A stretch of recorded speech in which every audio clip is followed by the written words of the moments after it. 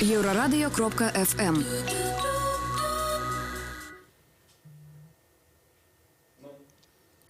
Вітаю, гэта прамы эфір Еўрарадыё. Студыі для вас працуе Міхась Сільін. Адразу бы хацеў бы нагадаць, што нас можна не толькі слухаць, але і глядзець у такіх сацыяльных сетках, як ВКонтакце, Фейсбук, Аднакласнікі і на Ютубе. І гэта наш другі пілотны выпуск нашага праекту. Да, все яшчэ пілотны выпуск. Што нам з гэтага? Перадача, дзе мы разам са стендап-комікам і сцэнарыстам Змітром Нарышкіным абмяркоўваем галоўныя навіны тыдня і спрабуем даведацца, што нам з гэтага, нам, простым белорусам. Привет, Змитер. Привет, Миш. Миша опять же скромничает. Миша тоже стендап-комик, но он пытается на меня постоянно перевесить ответственность за шутки, юмор, который, возможно, будет появляться в нашем эфире. Ну ладно, привет, хорошо. Я потяну эту массу сам, так уж и быть. Но... Распавядай, як пришел твой тыдзень? Так, ну моя неделя была достаточно насыщенная, и как все белорусы, я немножечко устал от жары, уже жарко, я уже, как все белорусы, недоволен, где же эта прохлада. То есть, вот, ты понимаешь же, буквально 3 недели назад мы такие: холод, где жара, сейчас уже жарко, ты такой: где... Вот нету какой-то определенно нужной температуры, вот, чтобы... Докладно нема, у меня куртка такая, до речі, ну, яку я набываў, ну, для своих широтов яшчэ ў свой час, калі я жыў у Брэсце, і мне сапраўды... А у вас же там прям вообще южнее, да, очень ну, прям. Да, я конфедерат яшчэ той. Не, ну сапраўды, я там еду там 2 тыдні таму яшчэ хадзіў у гэтай куртцы, мне было холодно ў ёй, а зараз мне уже спякотна, то бок это... Я вообще не знаю, как ты выживаешь. Это жесть. Да. Нет, это невозможно. И вот я думаю, что сейчас всем белорусам очень сложно и лениво. И, может быть, закончим этот эфир, потому что я уже все. Нет, все круто. Миш налил сюда в стакан водки.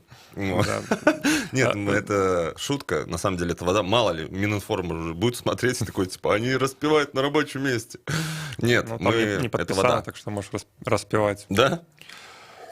Что абмяркуем першую? Першая навіна, якая... О, я немножко умею по-белорусски. Обалдеть. Это главная навина нашего Открытие для меня. Нет, у меня плохой белорусский, но я начал за счет того, что вы меня приглашаете в гости, немножко его поднимать. Я читаю сейчас по-белорусски надписи на заборах. Их не так много. Вот. Нет, я правда... На заборах каля Еврорадио. Еврорадио, да. Какие мы покидаем. Да, короче, первая новость, которую, я считаю, нам стоит обсудить, это, естественно, прошлое воскресенье, выборы в или на Украине, кому как удобней. Вот. У наших замечательных южных соседей, потому что это было шоу, это было круто. И что? У Зеленского 73,5, да? 73, сдается просто. 73. 5 десятых даже не добрал. Просто я думаю... Александр Григорьевич посмотрел на это, такой порадовался за Зеленского. Хотя он говорил, что Порошенко, наверное, стоит за него голосовать. Ну, как-то так говорил Александр. Я не помню дословно. Я сказал, что переможа Порошенко. Да, он, да. Так. Ну, Александр Григорьевич посмотрел на эти 73% и такой: 83,5. Дорасти до меня. Вот. Ну, может, коли у Зеленского будет... 5-й раз пойдет на выборы, может, его будет аккуратно. У Зеленского сейчас начался 4-й сезон «Слуга народа» с президентством. Это реалити-шоу, в котором может случиться все, что угодно. Там может сюжет закрутиться круче, чем в «Игре престолов». Кстати, вышла 2-я серия «Игра престолов», и что? Ничего. Ничего. Там настолько скучно, что интереснее смотреть выборы в Украине. Не настолько скучно. В опошней серии шмат чего цікавого есть. Ну извините, там, господи, там был секс. Ура, друзья, там был секс. Вот это новина. Я не про гэта. Я кажу, там есть некие такие пасхалки, з яких можна зразумець, хто, наприклад, помре у 3-й серии. Я просто могу вам всем сказать, если что, выключите сейчас на секунду звук, если не хотите знать, чем закончится весь сезон. Умрут все умрут, я 100% уверен, что автор сценариев, шоураннер, вот, он такой, типа, надо похоронить просто всех. Но эта пасхалка была еще в промо, потому что, типа, посмотрели постер, вот. И убачили на черепе. Увидели лица всех главных героев, то есть, ну... Але я кажу канкрэтна пра наступную серыю. Проста скончылася лагічна гэтая сюжэтная арка Брыенны Старк, яе зрабілі рыцарам. Ці рыцарка, як зараз бы... Рыцарка. Рыцарка — это очень сексуально. Это из разряда рыцарка. Оно такое... То есть такую рыцарку не ждешь, что она тебя мечом шахнет. Она скажет: достань свой меч, пожалуйста, я тебя посвящу. Ладно, не будем уходить в столь глубокие личные темы. Вернемся к Зеленскому. Смотри. Просто сразу же весь интернет взорвался тем, что там в России начали предлагать своих комиков-президентов, там Галустян, Галкин. Почему нет? Вот. Задорнов. Петросян тогда. Вот. У нас тоже же есть и именитые, крутые там комики, ну, юмористы. Я видел мем с Галыгиным. Вот как ты относишься к тому, чтобы Вадим, допустим, вдруг стал другим президентом Республики Беларусь? Я даже, видишь, мне очень тяжело произносить. Как это? В смысле другой президент? Вот. Галыгина так давно не бачна, я нават не ведаю, чым он займаецца, правда? Не, у него активная деятельность, я знаю, у него крутое шоу выходит в «Одноклассниках». Вот. Они там анекдоты рассказывают. Но это то, что ждет нас с тобой через 10 лет. Ты должен знать наперед, что каждого из нас... Ну, ты понимаешь, что вот в лет 40 тебе 30, мне 33. Ну, на вас ты спалил контору. Ладно, да. Ты живешь на Берестейской улице 13, я на Советской 139. Вот. Зачем я тоже адреса спалил? Короче, вот Галыгин, он уже опытный человек. И часто, кстати, выступая со стендап-комедией по Республике Беларусь, я, бывает, слышу от людей: Галыгина давай! Ну вот, пожалуйста, давайте Вадима. Он на самом деле, я его сейчас без иронии, он очень опытный и очень умный человек. Я с ним лично знаком и очень этому рад. Я бы голосовал, наверное, за него, если бы не знал другого кандидата. Никого. Идеально вписывается, они даже похожи с Александром Григорьевичем, не сильно-то и будет заметно, ну, в плане разницы. Они одного роста высокого. И Андрею, я уже полю, просто надо чуть-чуть набраться, ну, в плечах. Андрей Скороход, я считаю, это лучший кандидат. Я даже у себя в Фейсбуке опубликовал, ребята из Symbol By или ЛСТР, я их путаю все время, наверное, из Symbol. Вот, сделали, ну, типа... Они сами один одного блытаются. Они, прикинь, они будут спорить и биться за орнаменты. Вот. Ну, раньше же были орнаменты, там, типа, Новополоцка, Бобруйска, у каждого свой орнамент. И они такие: так, нам принадлежит Новополоцк, это нам Новополоцк. И им просто подойдут и скажут: Новополоцк існує буквально 60 год. Вот, и все, они прекратят. Короче, Андрей Скороход, я считаю, это прям, ну, он размовляє на белорусской мове, по-перше. По-другое, Андрей любит Формулу-1, я знаю. Это треба ведать. Но он, по крайней мере, точно разбирается, что джили должны быть как минимум быстрее. Ну, типа... Минимум ездить. Ездить было бы неплохо. Вот.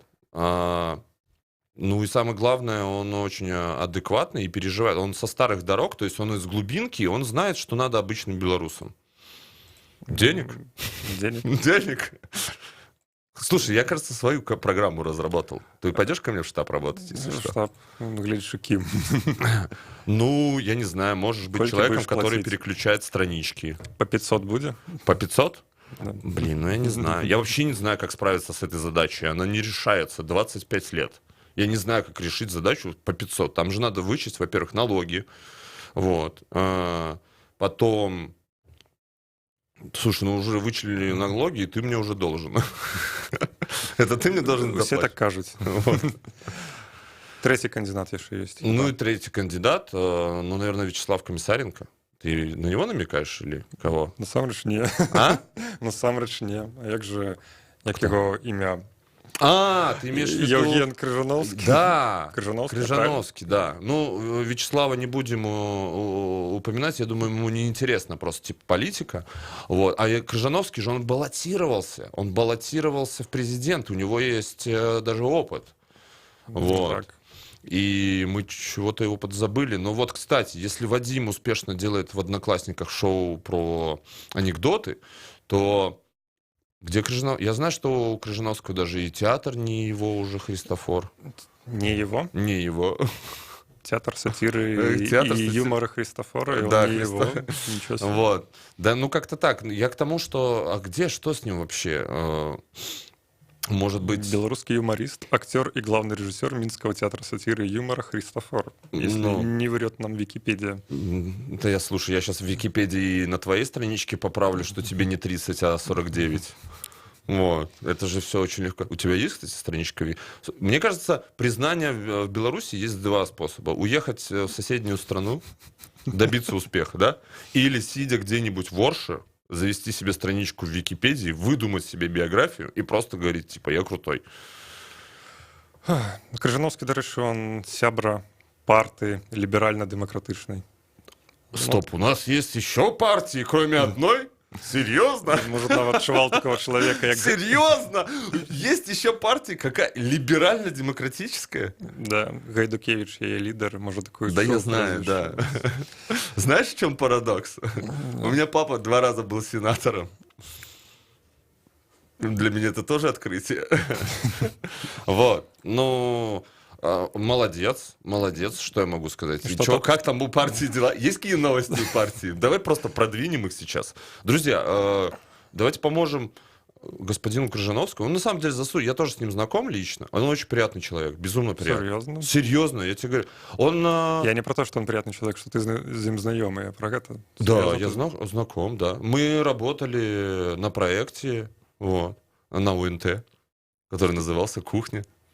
Это ось гэты зашкварны проект, які в 2010 годзе гэта... Я не помню. Ну, подождите. Да? Да? Ну, это была такая белорусская версия прожектора Пэрис Хилтон, да. И это было, по сути, первая как бы проба пера Late Night Show. И креативным продюсером был Коля Камка. И поэтому, ну, как бы мы считали, что мы первые. У нас, возможно, не получилось, раз ты назвал зашкварное. Можно я плесну в него водой, пожалуйста? Нет, ну, всему свое время. Время показало, что должно было пройти какое-то время, и вот появился Макаенко 9. Они растут. Чувак, они растут. Я на самом деле включил, и там прям иногда очень крутые вещи они делают. Я отдаю должное как сценарист, они делают крутые вещи. Первый выпуск был вельми. Так и, извини меня, и твой первый опыт выхода на стендап-сцену был ой-ой-ой. А мой вообще ужасный. Вот. Если бы мне шуток не помогли написать, я бы вообще там просто наелся бы. У меня, до речі, перший был нормальный, а позднее у меня уже так пошло. Ну, видишь, у тебя теперь все по нисходящей. А ребята набирают, на самом деле, оборот. Я включил на YouTube, посмотрел пару скетчей, и это уровень. Я тот человек, который их раскритиковал в самом начале очень жестко, из-за этого я, имел неосторожность очень в грубых выражениях, и сейчас я готов принести извинения, потому что я вижу, реальный рост. Но я знаю, что там работают стендап-комики белорусские, которые, я уверен, кто-то в кадре, кто-то за кадром, но которые принесли программе много плюсов. Вот так мы от Зеленского и выборов плавно обратно вернули в стендап-комедию и сказали о том, что у нас есть тоже неплохие проекты. Добре. Нам подказывают, что треба зрабіць перапынак на музычную паузу і навіны. Хіба я дакладна не ўпэўнены. Тому повернемся пасля с новой новостью. З новой навіной. Заставайтесь на хвалях Еврорадио.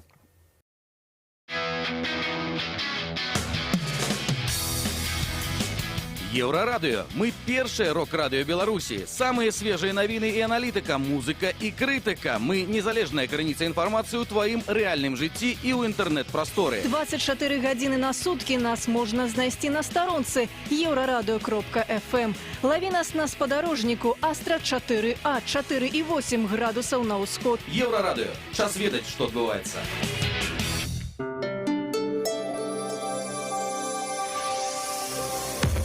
Еўрарадыё. Час ведаць, што адбываецца. Вітаю, пры мікрафоне Роман Устінаў, каротка пра асноўныя падзеі. Радыяцыйны фон у Беларусі ад пажараў у заказніку Альманскія балоты не змяніўся. Як паведамляе Белгідрамет, з 23 па 26 красавіка радыяцыйная сітуацыя па краіне застаецца стабільнай. Напярэдадні на беларускіх сайтах з'явіліся паведамленні, што пажар на Альманскіх балотах у Столінскім раёне пагражаюць радыяцыйнаму фону па ўсёй Беларусі. Пра гэта заявіў вядомы спецыяліст па радыяцыйнай бяспецы доктар Юрый Бандажэўскі. Нагадаем, што лясны пажар у Столінскім раёне тушаць ужо некалькі дзён. На сённяшнюю раніцу плошча пажару складала 200 гектараў. Беларусы самая неэмацыйная нацыя на планеце. Пра гэта сведчыць апошнія дадзеныя амерыканскага даследчага цэнтру пад назвай Галап. Падчас правядзення даследавання ў 2018 годзе людзям прапаноўвалі адказаць на пытанні пра перажытыя эмоцыі. У выніку эмацыйнасць беларусаў склала толькі 34%. Такі ж паказчык, напрыклад, маюць Азербайджан і Латвія. А вось самыя эмацыйныя людзям жывуць у Ліберыі, Эквадоры і на Філіпінах. У Мінску запускаецца першы шэрынг электрасамакатаў. Гэта не просты пракат, што ўжо ёсць у горадзе. Сервіс будзе падобны да кар-шэрэнгу. Арендаваць бліжэйшы самакат можна будзе праз мабільную праграму, а пакінуць у любым месцы, дзе ёсць GPS. У кампаніі Eleven Еўрарадыё паведамілі, што сервіс мусіць запусціцца ўжо ў самы бліжэйшы час. Тытул культурнай сталіцы Беларусі ў 2020 годзе атрымае Ліда. Рашэнне аб наданні такога статуса прыняла калегія Міністэрства культуры. Азначаецца, што Ліда – гэта культурны і прамысловы цэнтр нашай краіны, а таксама другі па велічыні горад Гродзенскай вобласці. Яго візітоўка з'яўляецца Лідскі замак. Роман Устінаў, служба інфармацыі Еўрапейскага радыё для Беларусі.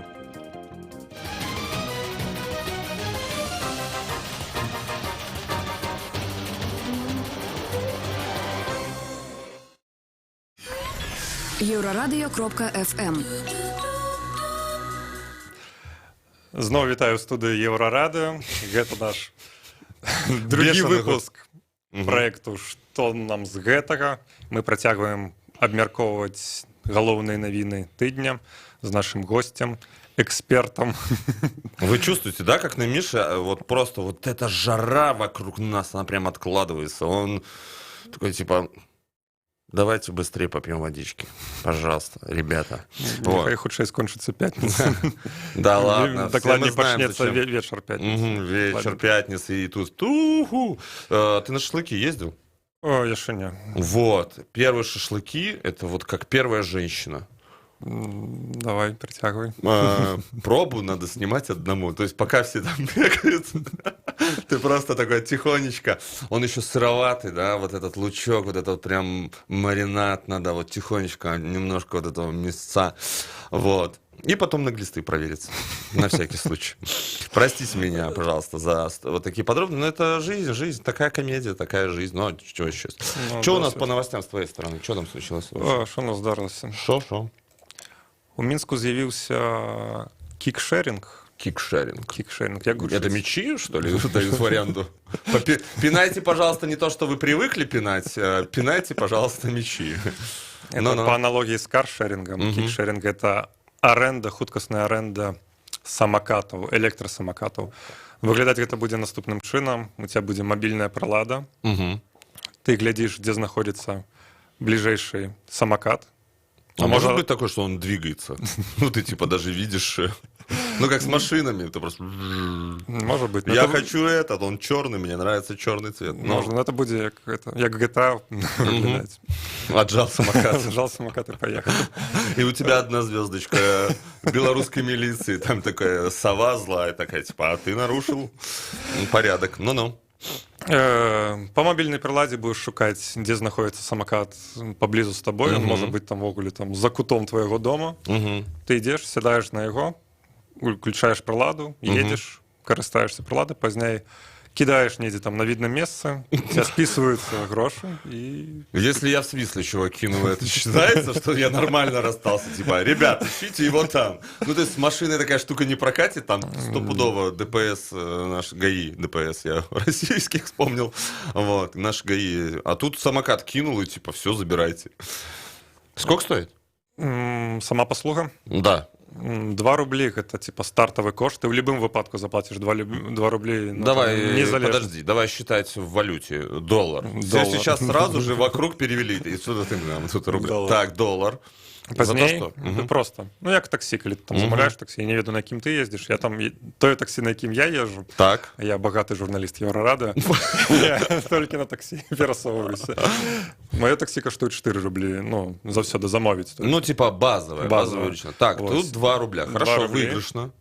А пазней за кожную хвіліну, со стартавай, першая твоя хвіліна і все наступныя будуць каштаваць 30 копеек.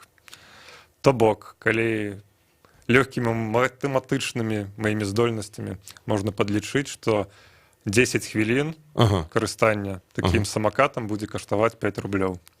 А гадзіна, я ўжо таксама себе падлічыў, 20 рублёў. Як табе такі кікшеринг? Я в шоке.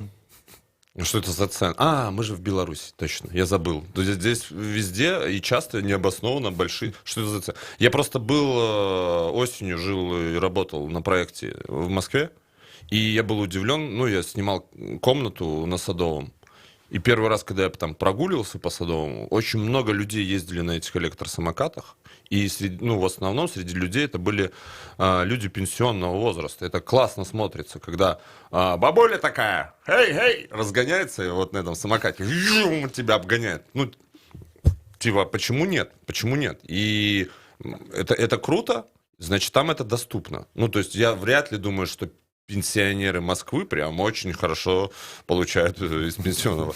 Просто это, видимо, доступно. Но должно, видимо, пройти какое-то время. Но кошты, мне здаецца, не зусім абаснаваныя. То бок, можа, яны абаснаваныя для тых, хто гэта робіць, але 5 рублёў за 10 хвілін. За 10 минут. Ну, и куда ты за 10 минут на самокате попадешь? Ну, просто в астрал? Мне ад працы ад места, дзе мы зараз знаходзімся, да дому. А я живу на Мінск-арэне, потому что я элита. Ты так это очень четко обозначил. Я, между прочим. Так. Мне каштуе 5 рублёў добраться на такси, на Яндекс.Такси. Это не реклама, ну просто... Так, на Яндекс.Такси 5 рублёў. Я еду 15 хвилин на машине. На машине, да. То есть, ну, на электро ты будешь ехать там. Хвилин 20, я думаю. Слушай, 15. Мне кажется, мы уже сделали слишком много для этого электросамокатов этих, просто говоря об этом. Потому что я возмущен ценой, поэтому нет. Я говорю, это очень большая цена, я возмущен. Нет, просто сервис они запускаюць 100 самокатов одразу.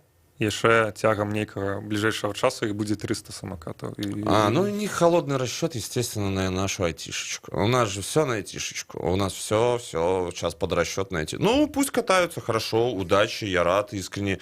Может быть, у айтишников правая или левая нога, кто какой будет лучше раскачана, и мы будем их узнавать. Они такие будут...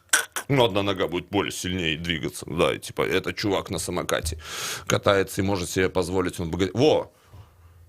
Теперь будут люди не на рейндж-роверах ездить или там последних бэх, а тут теперь самые богатые ездят на электросамокатах. Вот я им слоган только что придумал. Все, давай, пока, неинтересно.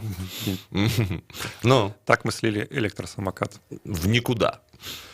Беларусы зноў прызнаныя самай неэмацыйнай нацыяй. Да. Мы самые вообще просто. Про гэта сведчыць апошняя праца американскага даследчага цэнтру Гэллуп. У меня здесь очень пошлая шутка. Сразу. Я просто подумал. Ты когда-нибудь видел сам свое лицо в момент оргазма? Ну, звычайно, я пераглядаю гэтыя ролики. Я смотрю и думаю, господи, какой сдержанный мужчина. Умница какой. Просто, у меня был случай, когда мы совершенно случайно на мобильный телефон, просто с девушкой записывали там, просто как мы целуемся. Я согласен с этой новостью. Вот. Мы, наверное, самые неэмоциональные, потому что... Девушка не зразумела, что ты ее снимаешь. Нет, конечно, зачем? Я просто сказал, что я вот телефон держу здесь, у меня привычка держать вот здесь телефон во время прелюдий. Я не знаю, наверное, это правда. Был какой-то институт, который решил это замерить. Они приехали в Беларусь, сели где-то в центре, на Октябрьской, допустим, на улице, да, тусовочная улица, там очень много молодежи, причем прогрессивной, интеллигентной молодежи. Они просто сели, отмечали, когда мимо них люди проходили, они сидели, например, с разными страшными и веселыми лицами, типа и они смотрели на реакцию людей. И белорусы просто, типа, вы нас не удивите, и проходили мимо, и ноль... Или, возможно, там они стояли, показывали грудь, вот это что может удивить мужчин. А белорусского мужчина грудь не... Если бы они на груди написали всем по 500, мы бы улыбались. А так... я не знаю, как они проводили этот замер? Каким образом они нас могут сравнивать с другими? Они вообще когда-нибудь раком стояли в поле, картошку сеяли? Вы посмотрели, какие эмоции, когда у тебя... Читаю. Падчас правядзення даследавання ў 2018 годзе людзям прапаноўвалі адказаць на пытанні пра перажытыя эмоцыі. У выніку эмацыянальнасць беларусаў набрала толькі 34%. На карце свету наша краіна белая пляма. То бок там ёсць там узроўні. І з усіх краін на свеце мы белая пляма. Самыя эмацыйныя гэта людзі жывуць у Нігеры, это у Афрыцы такая краіна ёсць. Да, ведаю. Ліберы, Эквадоры і на Філіппінах. Ага. Слушай, давай вот оттуда людей пришлем сюда, в Беларусь, да, и пусть они годик тут поживут. Вот там же, во-первых... T25. А? T25. T25, да. Просто не до годика хватит. У меня сейчас на стендапе был студент из Таджикистана. И он такой, я из Таджикистана. Там что-то я спрашивал. И я говорю, сколько? Он говорит, мне здесь нравится. Я такой, понятно, тебе здесь нравится. Это вчера была у Дудя? У Тараса Никитина в Killfish. Так вот, и прикол был в том, что я говорю, тебе здесь нравится? Он говорит, да. Я говорю, я люблю эту страну. Я говорю, вот здесь есть одна загвоздка, как тебе после Таджикистана, где все время практически солнце, да? Как тебе может здесь нравиться, когда у нас там 30, обычно, прошлое лето было, но сейчас классно. Но я к тому, что, возможно, кстати, этот студент переехал к нам, у нас сейчас же 2-й год он будет, да? И у нас, посмотри, какое лето. Ребята, нам надо найти этого студента и не отпускать, сделать его невыездным, как каждый 3-й белорусский мужчина. Кто-то алименты не заплатил, налоги, от армии, сколько невыездных-то у нас в стране, очень много, за дармоедство. Да, в эфире наша постоянная рубрика «Логичная стужка» с Дмитром Нарышкиным. Да, как мы выходим в тему, но у меня поток мыслей, и я просто пытаюсь его куда-то направить. Вот, я считаю, что, возможно, все белорусы мы такие менее неэмоциональные, потому что мы бережем их для какого-то одного очень важного, неожиданного праздника. Такой, оп! Что это может быть? Давай. Что же это может давай быть? Подумаем. А давай сделаем открытое голосование. Вот, программа запишется, она пойдет, там, останется в архивах. Вот, у нас, КДБ. Да, кто-то смотрит, пусть и сами господа из КГБ напишут, что это за огромный праздник Беларусь. Возможно, да, прилетят инопланетяне и скажут, белорусы — это богом избранная нация. И все. И сколько паломников сюда просто придут, и мы такие, а у нас все готово, классные дороги, наши креветки, манго, некачественная нефть российская, которую не принимает в Евросоюз уже, да, блокируют. У нас все есть, ребята, все к нам. И все, и мы центр мира. Я же за что топлю? Что нам за этого, белорусам? Чтобы центр мира был здесь. В Минске, в Беларуси, в Бобруйск даже можем перенести частичку. До речі, я подумав, може наоборот это зробити нашим брендом, нашу неэмоцийность и запрошать людей. Типа всех вот этих, как же их, как называется тип людей, которые, я хотел сказать, аполитичные, так это белорусы. Как называется тип людей, которые аполитичные? Белорусы. Точно, спасибо, кроссворд, белорусы. Нет, не эмоциональные, это эти. Не сангвиники, не холерики, а... Померковники. Померковники. Это какая... Смотри, ты изобрел только что религиозное движение. Померковники. Это типа, знаешь, вот есть мальчики-восьмидесятники. Это мы с тобой, кстати. 80... Это те, кто выжил в 90-х, как-то что-то справился со своей жизнью в нулевых. Белорус. Восьмидесятник. Как, знаешь, типа последователи. Ты кем будешь? Восьмидесятником. Блин, мне подобается слово «помяркоўнікі». Можно так? Забрендирую? Да. Михаил Ильин, «Помяркоўнікі». Глава первая. Ой, ну нам что? Тут чытачы прапаноўваюць абмеркаваць тэму Так. расійскай нафты. Серьезно? Серьезно. Читачи любят российскую нефть. Но на этой неделе Россия начала прям большими партиями по нефтепроводу «Дружба» отгружать некачественную, можно сказать по поводу нефти, злокачественную нефть. Злокачественную нефть начали отгружать. И, собственно... Якую добыли зонкохворых динозавров. Да. Не хочу никого обидеть из людей, у кого, извините, просто на языке повисло. Так вот, и белорусская сторона предупреждала россиян. Они, нет, у нас все отлично, там буквально 5 баррелей из 100 немножечко. Они просто подгулявшие. Да, подгулявшие. И потом, Польша и Германия перестали принимать эту нефть. А наши предупреждали. И что? Что я хочу сказать? У россиян уже все. Они начинают ее разводить, бодяжить и подкрашивать, получается. То есть настолько, что она не проходит ни один стандарт. Германия, Чехия, Польша, Словения и Украина. Отмовились. Отмовились. И прикинь, вот это все осело у нас. Вот опять. Нам все разгребай. Что мы с этим будем робить? Что мы будем сказать? Что нам с этого? Что можно сделать, если из качественной нефти можно делать качественные нефтепродукты из разряда бензина, я так понимаю, дизель и так далее, то мы будем делать некачественный бензин, дизель, но надо отправлять его туда-обратно. Вы хотели? Хорошо, вам не нужны наши креветки, вы не хотите манго из-под Бобруйска, забирайте свою нефть, но уже переработанную. За денежку. С белорусским знаком качества. Нет. С пометочкой пришло из России. На самом деле это грустно. То есть, смотри, российская экономика, она нефти. Типа нефть-доллар, да? Я не открыл экономическую Америку, люди такие: не может быть, да там же полностью все. Я понимаю, у нас там Вайбер, танки. И... То есть они уже подделывают нефть, она уже некачественная. Я думаю, самое время пойти и забрать Смоленск. Давайте нам свою некачественную нефть, но верните, пожалуйста, и Брянск.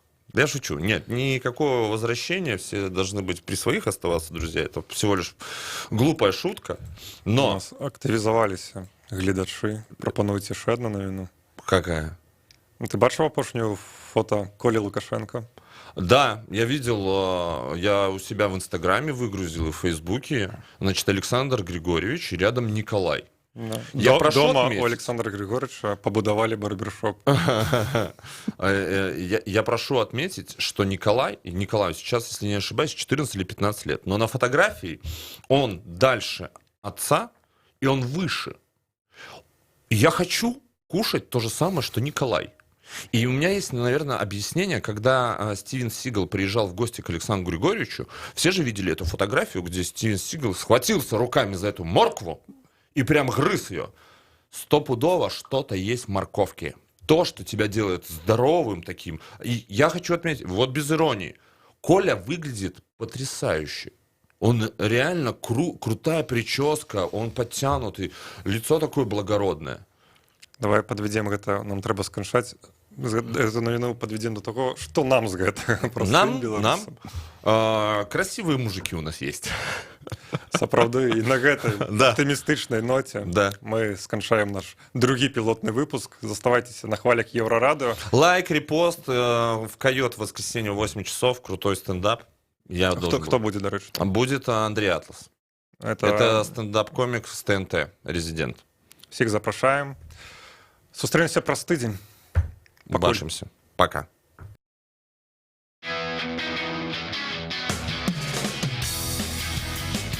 Еўрарадыё. Мы першае рок-радыё Беларусі. Самыя свежыя навіны і аналітыка, музыка і крытыка. Мы незалежная крыніца інфармацыі ў тваім рэальным жыцці і ў інтэрнэт-прасторы. 24 гадзіны на суткі нас можна знайсці на старонцы еўрарадыё.фм. Лаві нас на спадарожніку Астра 4А, 4,8 градусаў на ўсход. Еўрарадыё. Час ведаць, што адбываецца.